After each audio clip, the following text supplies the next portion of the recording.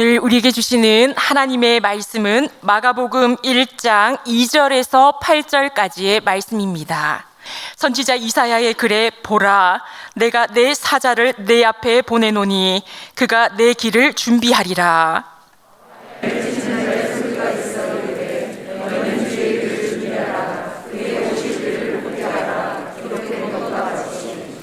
세례 요한이 광야에 이르러 죄 사함을 받게 하는 회개의 세례를 전파하니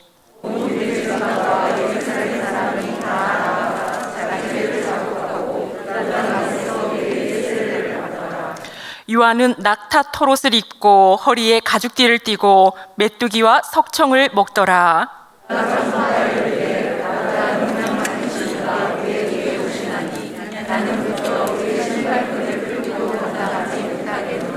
함께 봉독하시겠습니다.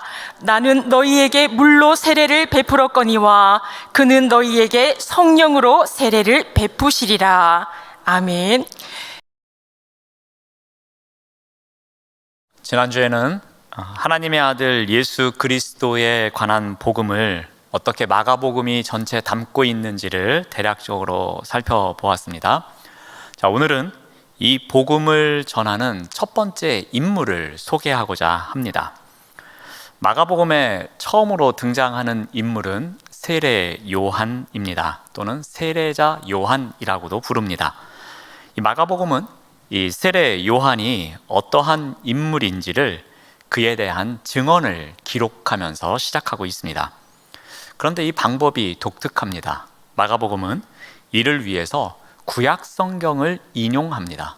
그러니까 세례 요한이 어떠한 사람인지, 그리고 이 세례 요한이 어떠한 사역을 하는지를 구약 성경을 인용해서 증언하고 있습니다.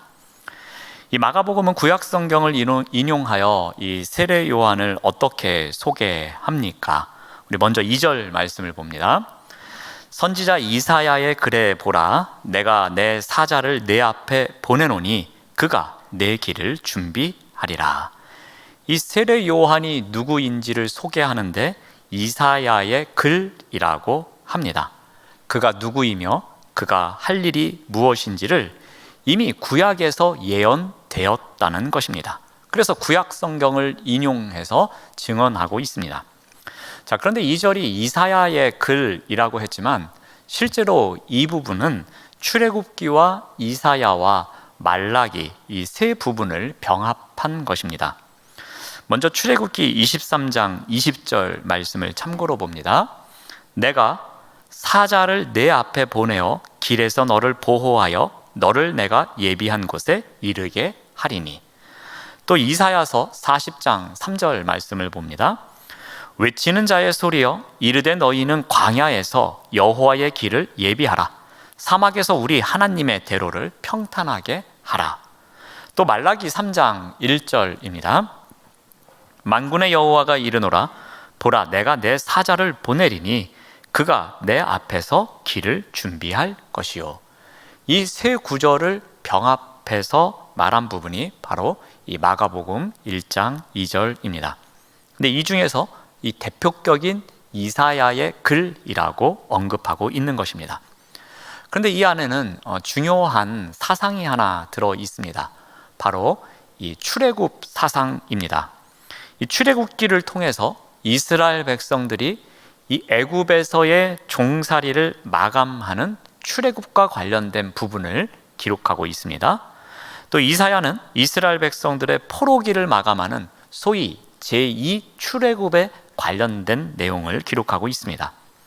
그러니까 이사야 40장은 이 새로운 회복을 선포하는 시작이 됩니다. 1장부터 39장까지는 이 심판을 선포하고 이 40장부터 회복을 선포하는데 그 3절에서 하나님께서 새로운 구원을 행하실 것을 약속하고 계십니다. 그래서 이 광야에서 외치는 소리가 일어나서 하나님의 길을 예비할 것임을 말해줍니다. 즉 바벨론으로 끌려갔던 포로가 돌아오는 길을 광야에서 외치는 소리가 준비할 것을 예언하는 부분입니다. 그런데 이 출애굽기든 이 이사야서든 이 출애굽과 관련된 그런 공통점을 갖고 있습니다. 그래서 마가복음은 이 출애굽 주제를 율법서, 즉 출애굽기에서도 뽑아오고 예언서, 즉 이사야서에서도 뽑아오고 있습니다. 그래서 이것을 함께 인용함으로써 이 구약 성경이 언급하고 있는 이 출애굽이 이 세례 요한을 통해서 일어나기 시작함을 드러내고 있는 것입니다. 그러니까 이러한 중요한 사상을 이 세례 요한을 소개하는 부분에 인용함으로써 이 일을 세례 요한이 감당할 것을 이야기하고 있습니다. 그러면서 결론에 가서 말씀드리겠지만 이 하나님께서 장차 오실 예수 그리스도 앞에 이 세례 요한을 준비할 한 사자, 즉 심부름꾼으로 보내고 있음을 구약 성경을 인용해서 이야기하고 있습니다.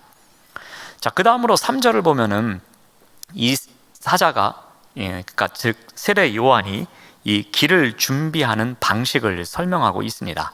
우리 3절 말씀을 봅니다. 광야에 외치는 자의 소리가 있어 이르되 너희는 주의 길을 준비하라. 그의 오실 길을 곧게 하라. 기록된 것과 같이라고 기록합니다. 이 세례 요한이 이 복음의 소식을 이 광야에서 외치는 소리가 되어서 준비한다고 기록하고 있습니다. 자, 그런데 이 말씀이 선포되는 곳이 광야입니다. 물론 시대적인 상황을 반영하는 표현이기도 합니다. 당시 이스라엘 백성들은 이 로마 제국의 통치 아래에 있었습니다. 하나님께서 이스라엘에게 온전한 자유, 온전한 독립을 주시는 새 출애굽을 기대하고 기도하면서 살아가고 있었습니다. 그러니까 로마의 압제에 살아가면서 우리에게 새로운 출애굽이 있을 것을 늘 기대하며 살아가곤 했습니다. 또한 사람들은 정치적인 혁명을 꿈꾸기도 했습니다. 또 일부의 사람들은 이 헤롯 대왕 당시에 어마어마한 비용을 들여서 그 이전의 성전을 다시 재건하는 그러한 모습을 보면서 이스라엘의 새로운 독립과 성전 회복에 대한 기대도 갖고 있었습니다. 또한 이 성전을 맡은 대제사장 가야바에 대한 기대도 많았을 것입니다.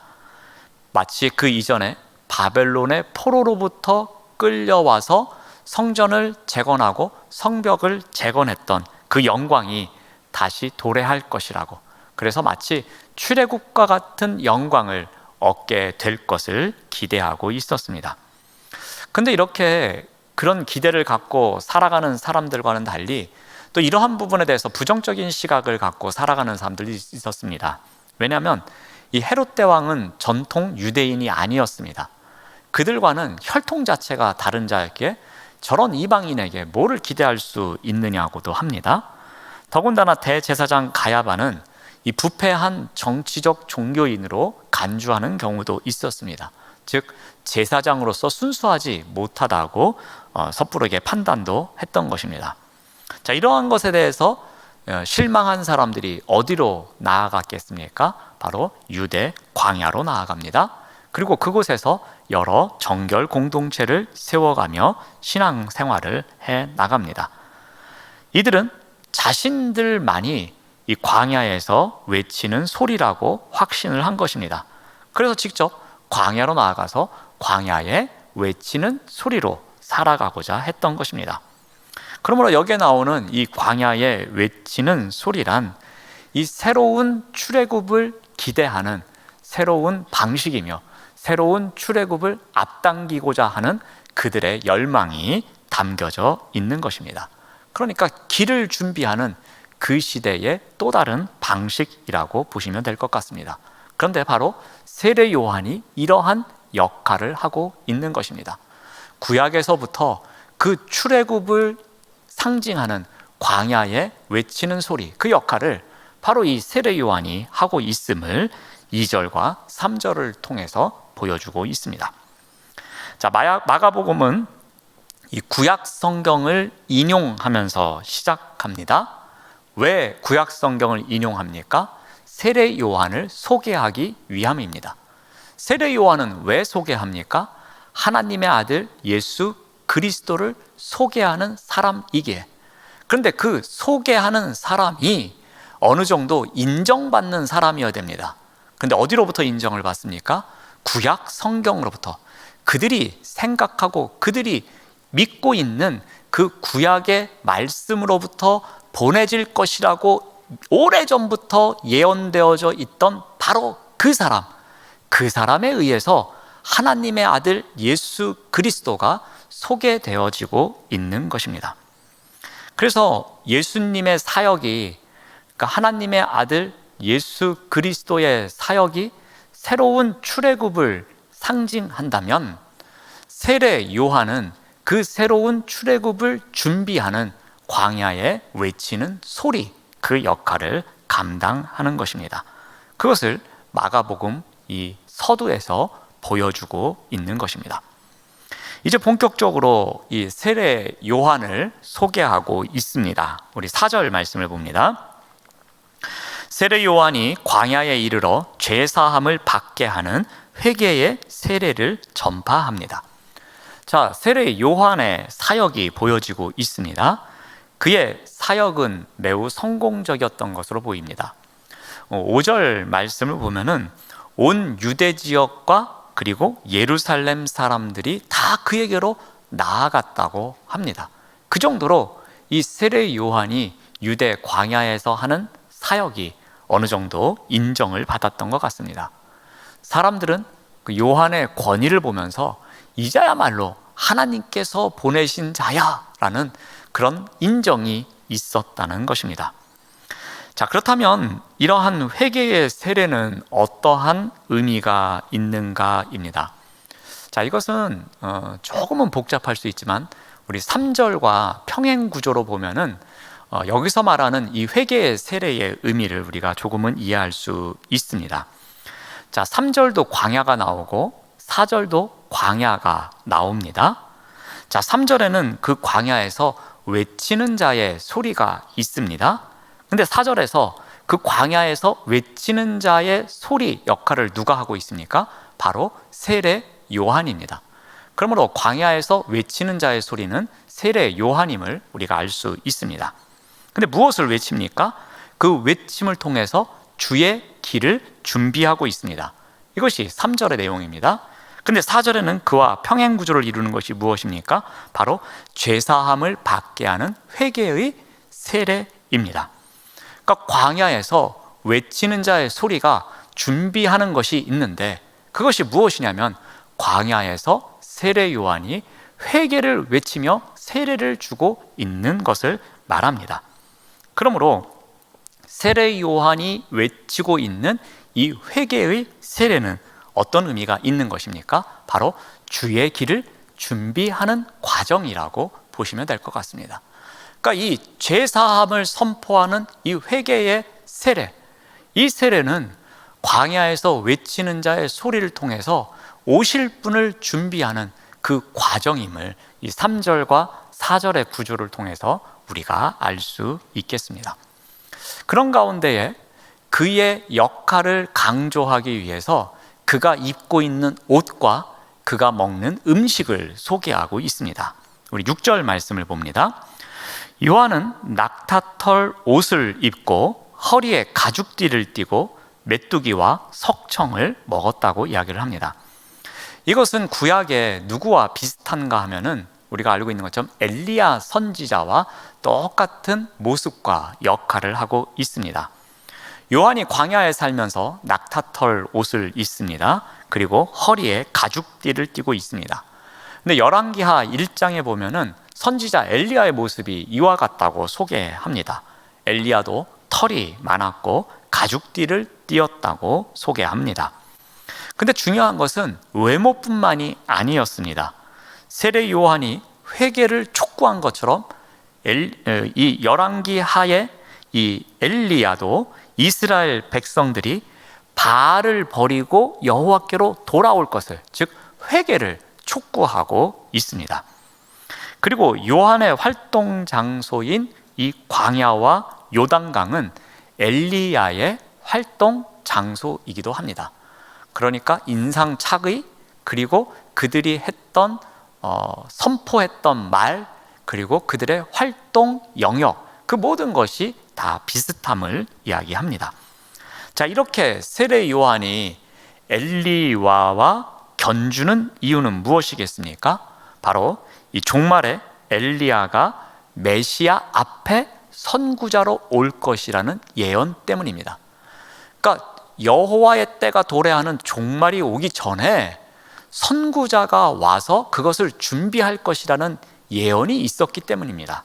그것이 바로 말라기 4장 5절입니다. 말라기 4장 5절 말씀을 보시면은, 보라, 여호와의 크고 두려운 날, 즉 쉽게 말씀드려서 종말입니다. 그날이 이르기 전에 내가 선지자 엘리야를 너희에게 보내리리라는 예언이 있었습니다. 그러므로 세례 요한이 누구와 같아야 하는 것입니까? 이 선구자인 엘리야와 같아야 하는 것입니다. 그렇다면 그 선지자 엘리야와 같은 세례 요한이 소개하는 자, 즉 그 바로 뒤에 오실 분은 누구라는 것입니까? 바로 여호와의 크고 두려운 날의 주인공이신 메시아가 오심을 이야기하고 있는 것입니다. 그러므로 이 세례 요한의 역할, 즉 구약에서부터 예언되었던 그 인물이 바로 이 사람이라고 마가복음은 계속해서 증언하고 있는 것입니다. 왜 그렇습니까? 하나님의 아들 예수 그리스도를 소개하기 위함입니다. 마가복음은 이 점을 오늘 본문을 통해서 계속 강조하고 있습니다. 또한 이러한 세례 요한이 무엇을 먹습니까? 이 메뚜기와 석청을 먹습니다. 이 메뚜기는 곤충 메뚜기를 나타내기도 하지만 중의적인 의미도 있습니다. 이 메뚜기를 가리키는 히브리어가 하가빔입니다. 그런데 이것은 그 당시에 사람들이 주워 먹었던 쥐엄나무 열매를 가리키는 것이기도 했습니다. 이 쥐엄나무 열매는 하루빔이라는 히브리어를 씁니다. 그러니까 하가빔, 하루빔 비슷한 발음입니다. 근데 마치 이 쥐엄나무 열매가 익기 전에 조금 떨어진 거리에서 본다면 그 열매가 마치 이 메뚜기 모양을 하고 있습니다. 그래서 이 쥐엄나무를 메뚜기 나무라고도 부르기도 합니다. 그래서 또한 이 석청은 이 벌꿀이나 또는 당분이 많은 나무 열매의 어떤 그런 시럽, 꿀 같은 것을 이야기하기도 합니다. 그래서 이 광야에 많이 있는 이 대추야자의 열매를 모아놨을 때 그것이 꿀이 되는 경우, 시럽이 되는 경우를 나타내기도 합니다. 아무튼 이 메뚜기나 또 이 석청은 이 광야에서 구할 수 있는 자연식품이라고 보시면 될 것 같습니다. 그만큼 광야에서 살아가기 위한 옷을 입고 광야에서 살아가는 먹을거리를 통해서 광야에서 맡겨진 일을 감당하고 있었다는 것입니다. 광야에서 나는 야생 음식으로 지내면서 이러한 삶을 살아가는 가운데 이 새 출애굽과 언약 갱신이 이루어질 것을 준비하고 있었다는 것입니다. 종말에 구원을 이루러 오실 메시아의 선구자임을, 그 길을 준비할 사람이 세례 요한임을 이러한 것들을 통해서 계속 강조하고 있는 것입니다. 또한 7절 말씀을 보면 세례 요한이 이런 이야기도 합니다. 그가 전파하여 이르되 나보다 능력 많으신 이가 내 뒤에 오시나니 나는 굽혀 그의 신발끈을 풀기도 감당하지 못하겠노라 라고 합니다. 본격적으로 자신보다 그 뒤에 오실 분이 누구인지를 소개하고 있습니다. 철저히 그는 예수님보다 못한 존재임을 이야기하고 있습니다. 자신은 그의 신발끈도 풀지 못할 존재다. 즉 자신은 그의 종과 같은 존재이고 그분이 나의 주인님이십니다. 이렇게 소개하고 있습니다. 그래서 사람들의 모든 시선을 자신의 뒤에 오실 메시아 되시는 예수 그리스도, 즉 마가복음에 의하면 하나님의 아들 예수 그리스도, 그 복음의 시작이 되시고 복음의 중심이 되시고 복음의 주인공이 되시는 그분만을 위한 선포를 하고 있는 것입니다.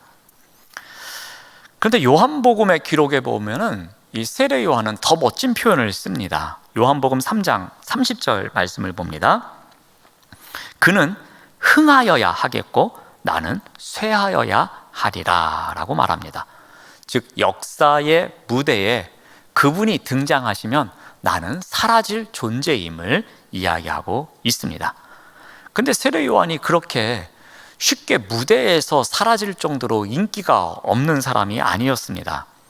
오늘 보면 마가복음 1장 5절에서 말씀을 보시면은 온 유대 지방과 예루살렘 사람이 다 나아가 자기 죄를 자복하고 요단강에서 그에게 세례를 받았다고 합니다. 그러니까 온 유대 지방과 예루살렘에 있는 사람들에게 그의 영향력이 막강했음을 이 한 절을 통해서 우리는 분명히 알 수 있습니다. 또한 마가복음은 1장 5절 끝부분에서 그에게 세례를 받았다 라면서 세례 요한이 직접 세례를 베풀었음을 강조하고 있습니다.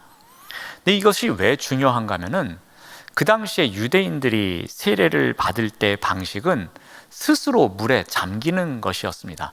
그러니까 누가 이렇게 세례를 준다고 해서 침례를 행하는 것이 아니었습니다. 그러므로 이 요한의 세례의 방식은 특별한 방식이었습니다.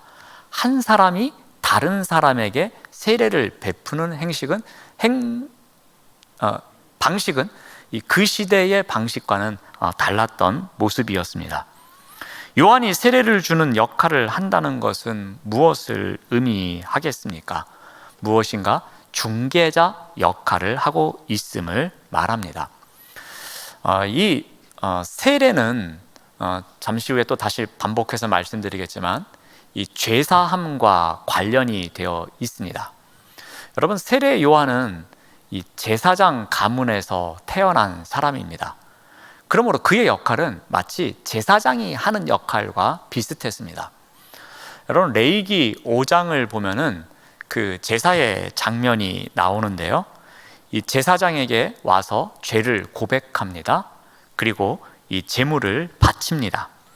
그리고 죄 용서를 받는 과정이 나오고 있습니다.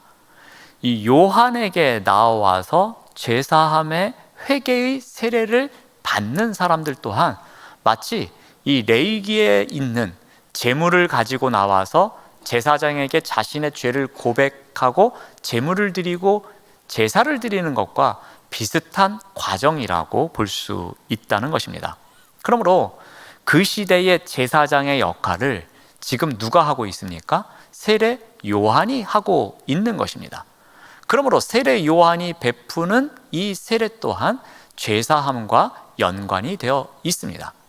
자, 그런데 이러한 세례의 궁극적인 결국 최종의 모습은 누구를 통해서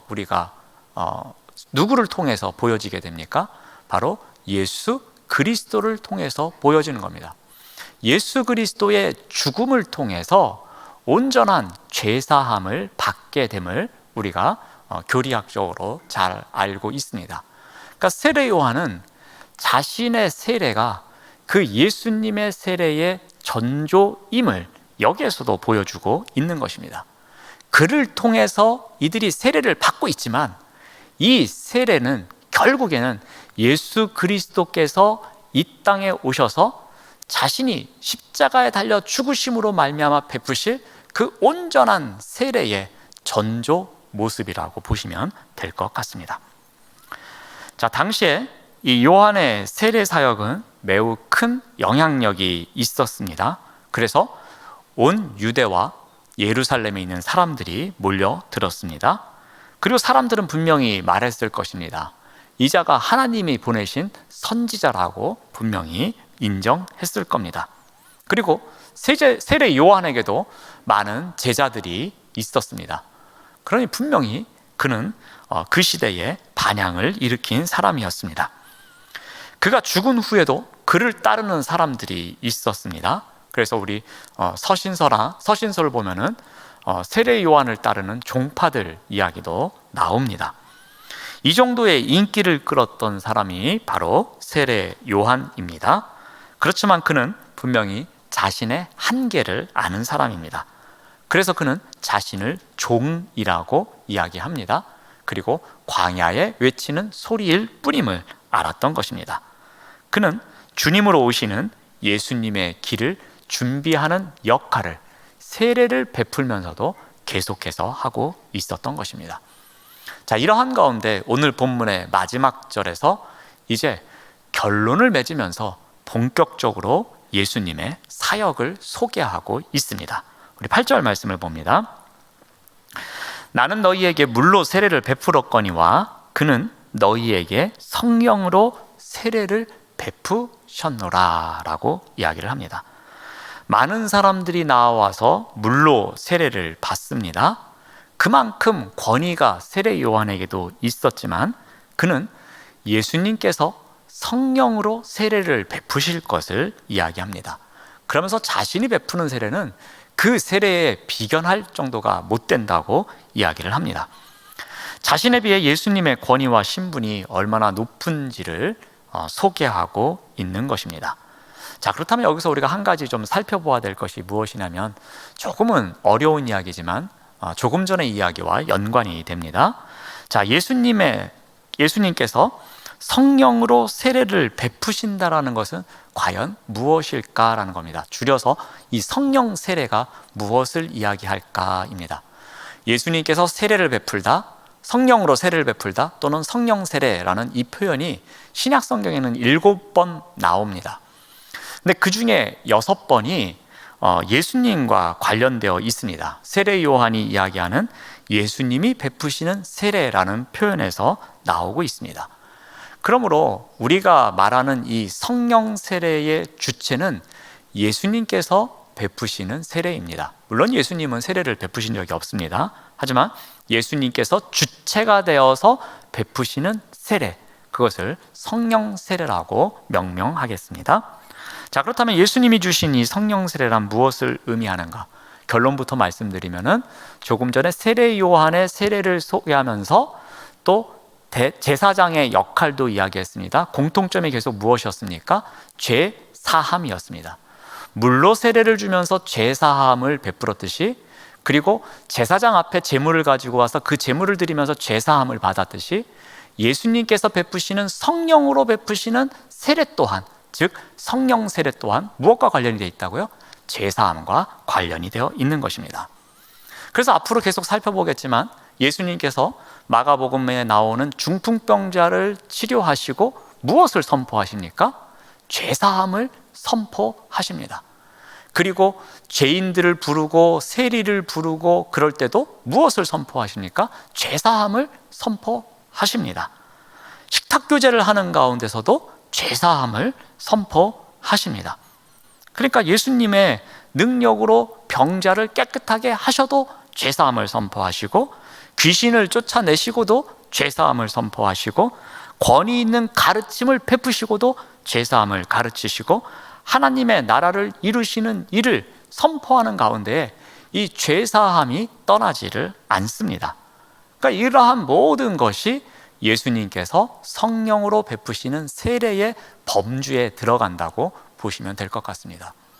제가 말씀드렸습니다. 조금은 어렵다고 말씀을 드렸습니다. 하지만 앞으로 이제 이 내용들이 계속 반복되어 가는 가운데 그 얘기가 그 얘기구나 라고 이해하실 수 있을 거라고 저는 확신을 합니다. 자, 잠깐 정리를 해드리겠습니다. 자, 마가복음은 세례 요한의 선포를 통해서 그가 소개하고자 하는 자에 해당하는 예수, 하나님의 아들 예수 그리스도가 누구인지를 소개합니다. 어떻게 소개합니까? 그는 나보다 강한 자임을 소개합니다. 그래서 예수님의 세례는 요한이 주는 물로 주는 세례와는 비교할 수 없을 정도라고 합니다. 더 나은 세례인데, 그 세례는 어떠한 세례라고 했습니까? 성령으로 베푸시는 세례입니다. 그런데 이 성령으로 베푸시는 세례는 어떠한 의미가 있습니까? 죄사함과 연관이 있음을 기억하시면 됩니다. 그 정도만 기억하셔도 오늘 성공하는 겁니다.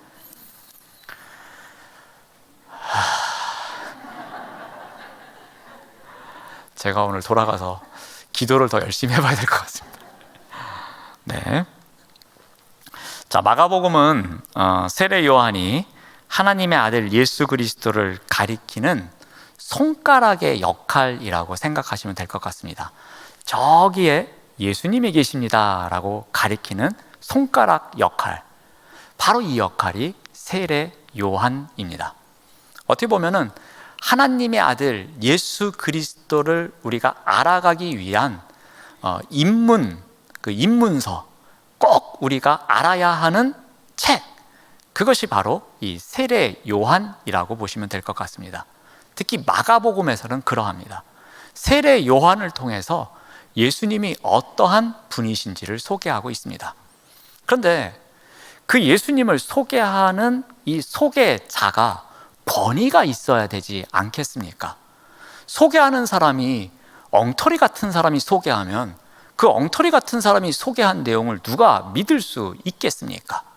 그런데 그 소개하는 사람의 권위를 세우기 위해서는 그 시대의 사람들이 인정하고 있는 구약 성경이 근거가 되어야 합니다.